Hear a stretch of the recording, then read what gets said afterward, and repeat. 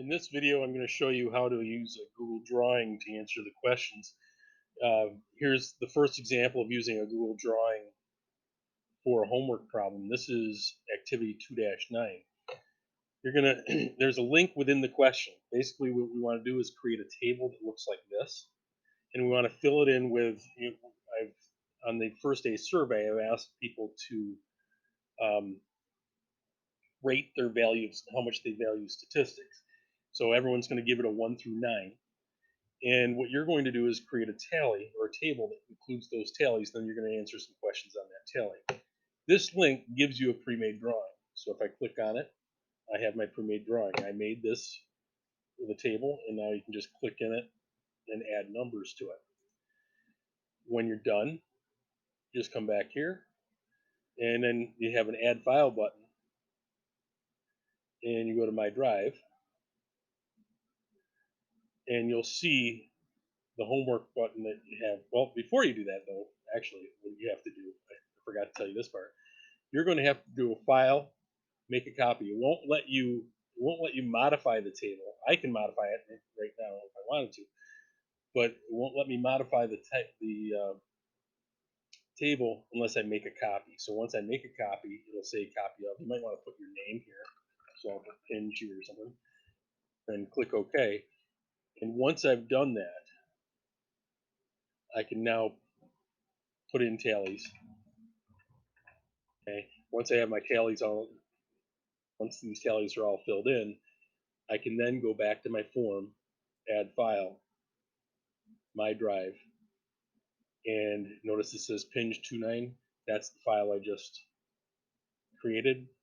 I select it, and now I have that in my response.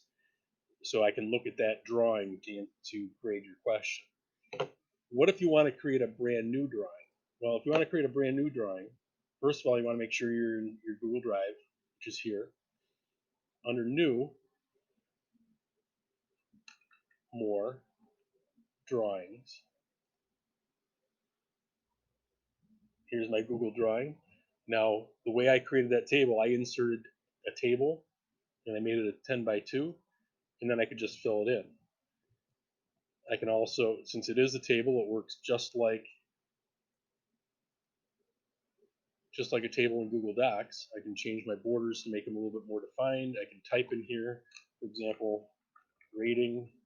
Then I hit the tab key, go from box to box. I want to go backwards, I shift tab. I want to go to the next line, I just keep hitting tab till the next line. Tally, and I can put my tallies in. I can make my own table for if it's not provided for you, if you want something a little bit different.